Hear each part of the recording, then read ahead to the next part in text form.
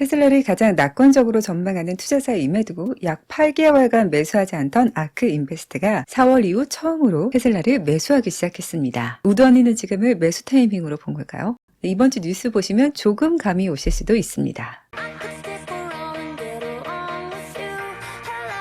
테슬라에서 가장 고성능의 첨단 운전자 지원 시스템인 FSD는 현재 시험용 베타 버전으로 북미에서만 이용 가능한데요. 최근 더 이상 베타 버전이 아니라는 V12가 일부 직원들에게 배포 중인 와중에 올해 들어 중국과 유럽에서의 출시도 점차 가시화되는 모습입니다. 오늘은 테슬라가 유럽 최고의 자동차 성능 테스트 시설이 있는 스페인 타라고나에서 ADAS 테스트 전문가 채용을 시작했다는 보도가 나왔는데요. 자율주행 소프트웨어를 테스트하기 딱 좋은 지역에서 채용을 하는 건데, 이는 올 초부터 유럽 전역에서 각 지역 내 ADAS 테스트 운영자를 구입 및 확장 채용하기 시작한 것에서 한 단계 더 나아간 것으로 볼 수 있습니다. 국내외 출장이 포함되는 매우 실무적인 포지션으로 유럽 FSD 출시를 향한 좀 긍정적인 신호로 볼 수 있겠죠. 자, 한편 관련해서 벤츠 이야기를 안 하고 갈 수 없네요. 테슬라보다 먼저 자율주행 진출에 있어 진전해 보이고 있는 곳이 바로 메르세데스인데요. 벤츠의 ADAS인 드라이브 파일럿은 올해 미국 네바다주와 캘리포니아에서 핸즈프리가 가능해지는 레벨 3를 최초로 승인받은 상태입니다. 그리고 최근 이 두 개 주에서 자율주행 모드가 작동 중임을 도로에서 알리는 자율주행 마커 라이트 표시등 도입 승인을 받았다고 하네요. 후미등과 헤드라이트 등의 자율주행 표시등을 추가할 수 있게 됐는데, 현재 자동차 라이트색으로 사용되지 않는 이 청록색으로 택했다고 합니다. 이 미국 두 주에서 이 등이 켜진 벤츠를 보면 자율주행 모드구나 라고 알 수 있는 거죠.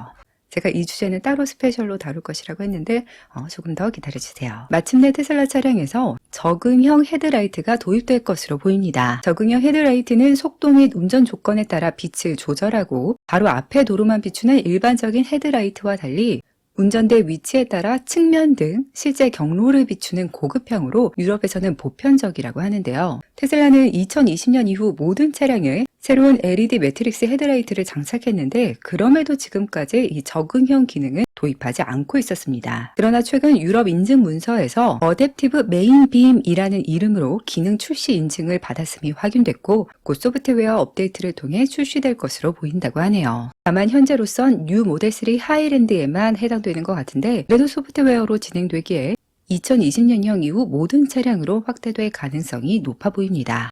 테슬라가 영국에서 지난 5년간 가장 많이 판매된 전기자동차 1위에 올랐습니다. 순수 전기차뿐만 아니라 플러그인 하이브리드 차량도 포함이고요. 모델 Y와 3가 각각 1, 2위를 차지, 금방 인기가 식을 거라는 의견을 무색하게 만들었습니다. 특히 영국에서 2022년에 출시한 모델 Y는 엄청난 속도로 1위 자리를 꿰찼죠. 이 같은 모델 Y의 인기는 다른 유럽국에서도 크게 다르지 않은데요. 올해 유럽 전체 시장에서 베스트셀링카가 될 것이 유력하며 아마 이미 달성했을 수도 있습니다. 덴마크를 보면요, 최근에 모델 Y가 덴마크의 37년 전 연간 자동차 판매 기록을 깨는 엄청난 성과를 달성했습니다. 1986년 독일 자동차 회사 오펠의 카데트가 세운 연간 판매량 16,686대를 모델 Y가 심지어 전기차임에도 이 기록을 경신한 겁니다.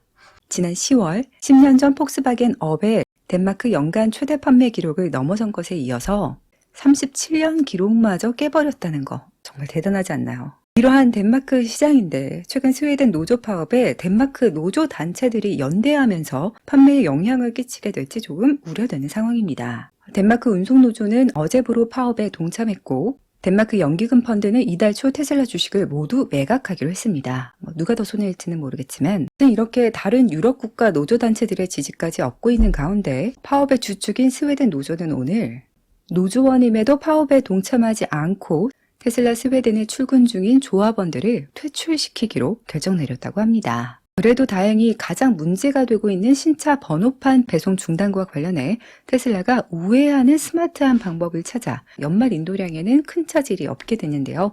이 내용 포함한 자세한 스웨덴 노조 파업 사태는 이번 주 스페셜로 업로드할 예정입니다. 테슬라가 노조에 반대하는 이유는 주식 옵션 등 더 나은 보상 체계를 제공하고 있다는 건데요.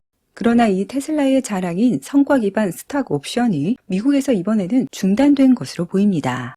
각기 다른 부서 4명의 직원으로부터 확인돼 회사 전반에 적용된 것으로 보이며 성과가 가장 우수한 직원도 예외 없이 생략되었다고 하는데요. 경제 상황에 대한 일론의 우려가 반영된 일회성 조치인지 구상 구조가 아예 바뀐 건지 현재로서는 알 수가 없습니다. 머스크는 올해 여러 번 높은 금리에 대한 우려를 나타낸 바 있는데요.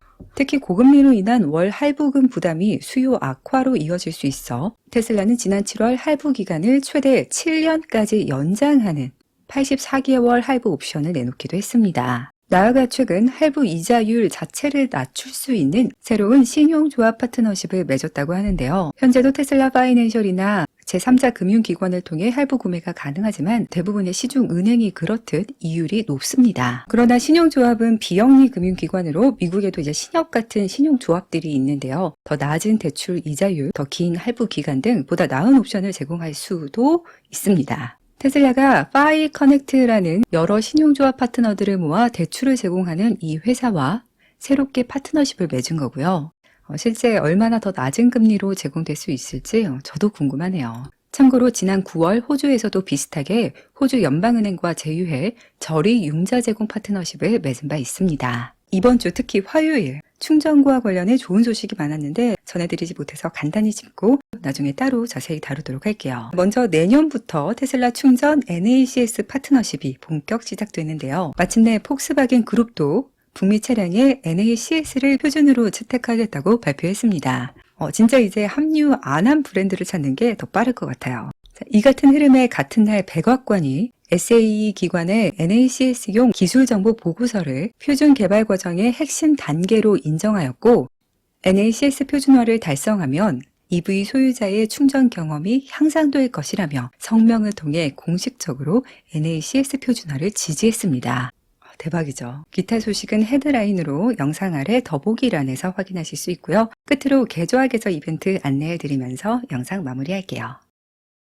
유안타증권과 테슬리츠가 함께하는 계좌 개설 이벤트. 자, 아직까지 주식거래 계좌가 없는 분들 혹은 기존에 유안타증권 계좌 이용하는 분들 치킨과 스타벅스 기프티콘 이벤트를 알려드립니다. 먼저 신규 계좌화 개설 고객은 2만 원 상당의 치킨 쿠폰이 지급됩니다. 조건이 100만 원 이상 거래이지만 50만 원 매수하고 바로 50만 원 매도해도 100만 원 거래니까 좀 알아서 유도리 있게 연말에 사이버비어 오픈할 건데 치킨 받으시면 저랑 같이 치맥해요. 기존에 유안타증권 계좌 있는 분들은 50만 원 이상 거래하시면 스타벅스 기프티콘이 지급됩니다. 여러분 이거는 이벤트 종료될 때까지 매월 반복 참여가 가능하거든요. 매달 커피를 공짜로 마실 수 있는 거니까 또 50만 원 이상 거래도 유들이 있게 해서 이 영상 더보기란에 자세한 설명과 또 링크 남겨놓을 테니까요. 링크를 통해 신청하시면 담당자가 또 그 밖에 중복 가능한 다른 이벤트들도 함께 안내해 주신다고 합니다. 참여하실 수 있는 분들은 많이 참여해 주시고요. 방문 경로에 테슬리츠 입력하시면 제 채널 성장에 많은 도움이 될 수 있습니다. 미리 감사드릴게요.